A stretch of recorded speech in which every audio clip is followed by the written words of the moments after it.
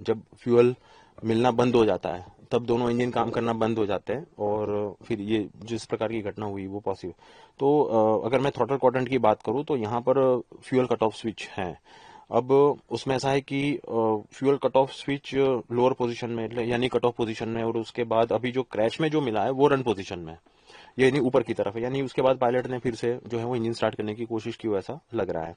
ये जो प्रणाली है वो इंजन को फ्यूल सप्लाई करना है कि नहीं करना है, ये मैन्युअली कॉकपिट से कंट्रोल होती है जी। तो सर, ये जो रिपोर्ट सामने आई उसमें ये बताया जा रहा है कि फ्यूल सप्लाई बंद हो गई थी उस समय, उसी की वजह से ये जो दोनों इंजन थे वो फेल हो गए, जिसकी वजह से ये पूरा हादसा हुआ। तो इसमें बात भी दो पायलट के बीच हुई है कि आपने बंद किया, कि आपने बंद किया, जी जी जी। चीजें आ रही है। और आप जैसे अभी बात हुई कि ये जब लास्ट में उसका जो मलबा मिला उसमें ये जो स्विच है वो ऊपर की तरफ ही थी। जी जी।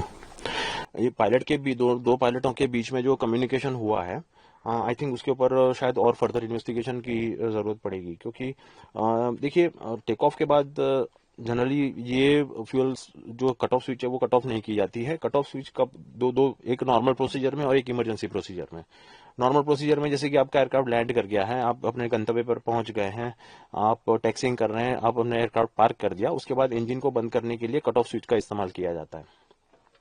और दूसरा यह है कि फ्लाइंग करते हुए आपको कोई इमरजेंसी डेवलप हो जाती है, और जहां पर इंजन को चालू रखना, जैसे कि एक इंजन को चालू रखना अगर खतरनाक साबित हो सकता है, पायलट को ऐसा लगता है, तो फिर वो टेम्पररी जो है वो एक इंजन जो है वो शट डाउन कर लेते हैं। तो उस वक्त ये स्विचेस इमरजेंसी प्रोसीजर के तौर पर उसका इस्तेमाल किया जाता है जी। दोनों स्विचेस सेपरेट होती है, अलग अलग। जी बिल्कुल।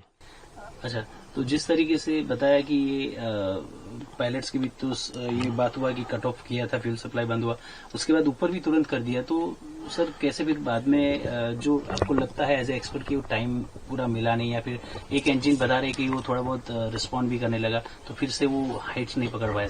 जी बिल्कुल, ये ट्रेनिंग का हिस्सा होता है कि इंजन फेल होने के बाद सबसे पहला काम विमान को संभाल कर इंजन को फिर से पुनः एक्टिव करने की, पुनः स्टार्ट करने की जो है कोशिश की जाती है। और पायलट ने जो भी किया है वो बिल्कुल सही किया है। ये जो पोजीशन है जब क्रैश हुआ है, और जो प्राथमिक रिपोर्ट में जो फोटो आई है उसमें ये दिख रहा है कि ये जो फ्यूल कट ऑफ स्विच जो है वो रन पोजीशन में ऊपर की तरफ है, कट ऑफ पोजीशन में नहीं है। तो इसका सीधा मतलब है कि पायलट ने फिर से इंजन स्टार्ट करने की कोशिश की होगी। ये विमान में इंजन में फेडेक करके सिस्टम आती है। जब आप इंजन स्टार्ट करते हैं तो एक पूरी सीक्वेंस होती है, वो सीक्वेंस फॉलो करना जरूरी है, और ये फेडेक सिस्टम खुद ऑटोमेटिकली ये पूरी सीक्वेंस फॉलो करती है। जैसे कि इंजन को ड्राइव देकर शुरुआत में उसके शाफ्ट के कुछ आरपीएम जो है वो अचीव करना, उसके बाद उसमें इग्निशन देना, उसके बाद उसमें फ्यूल सप्लाई देना, तो एक पूरी सिस्टम होती है जो फेडेक सिस्टम जो होती है उसके आधार पर। तो उसने ये पोजीशन है, तो ये दिख रहा है कि पायलट ने जो है वो इंजन स्टार्ट करने की कोशिश की होगी। सर, ये जिस पोजीशन में मिला उससे ये क्लियर मतलब हो रहा है कि उन्होंने प्रयास किया था। जी। तो मेरा सवाल सर यही आपसे कि ये क्या मैन्युअली ऑपरेट होता है, या फिर किसी कोई टेक्निकल रीजन की वजह से भी स्विच जो है वो बंद हो जाती है, और यदि हुई तो किस वजह से उन्होंने शायद किया होगा, क्योंकि बातचीत में तो मना कर रहे कि उन्होंने ऑफ नहीं किया था।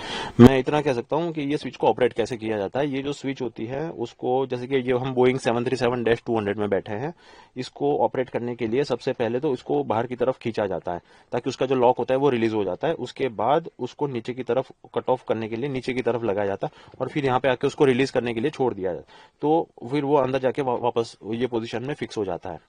ड्रीम लाइनर में ऐसा है कि ये स्विच के दोनों तरफ, बाहर की तरफ 2 मेटल गार्ड लगे हुए होते हैं जो उसको इसकी एब्रप्ट मूवमेंट और अनइंटेंडेड मूवमेंट को जो होता है वो रिस्ट्रिक्ट करते हैं जी। अच्छा, तो सर मतलब ये जो फ्यूल जो पावर स्विच ऑफ थी, मतलब उसको कट ऑफ किया गया था जैसे जो रिपोर्ट में आ रहा, क्योंकि फ्यूल सप्लाई तो बंद हो गई थी इंजन के अंदर। वो इसीलिए मैं कह रहा हूँ कि ये एक प्राथमिक रिपोर्ट है, ये एक प्राइमरी रिपोर्ट है। अभी जो है वो फर्दर इन्वेस्टिगेशन शायद हो सकता है, और उसकी जो फाइनल रिपोर्ट जो आएगी हो सकता है कि इसमें और ज्यादा जानकारी और ज्यादा डिटेल हमें देखने को मिले। जैसे आपने बताया कि इंजन दोबारा शुरू करने के लिए प्रयास किया था, वो जो ट्रेनिंग का भाग होता है, जी जी, वो शुरू किया, तो क्या उसके बाद रिस्पॉन्ड नहीं कर पाया कि हाइट पे नहीं ले जा सके उसको प्लेन को? हाँ जब दोनों इंजन कट ऑफ हो जाते हैं तो विमान फिर ऊंचाई प्राप्त नहीं कर सकता है, और जो ऊंचाई पे होता है उसके बाद भी वो नीचे आना शुरू हो जाता है।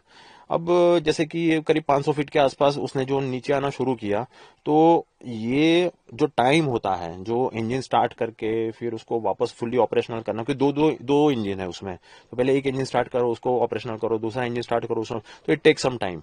उसके पहले ही ये पूरा इंजन स्टार्ट हो जाए, विमान को हवा में बनाए रखने के लिए जो सफिशिएंट थ्रस्ट मिलना चाहिए वो सफिशिएंट थ्रस्ट मिलना शुरू हो, उसके पहले ही जो है जहाज जमीन पे टकरा गया, ऐसा मुझे लग रहा है। हमसे जुड़े रहने के लिए हमारे YouTube चैनल को सब्सक्राइब करें और नई वीडियो की नोटिफिकेशन के लिए बेल आइकॉन को दबाएं।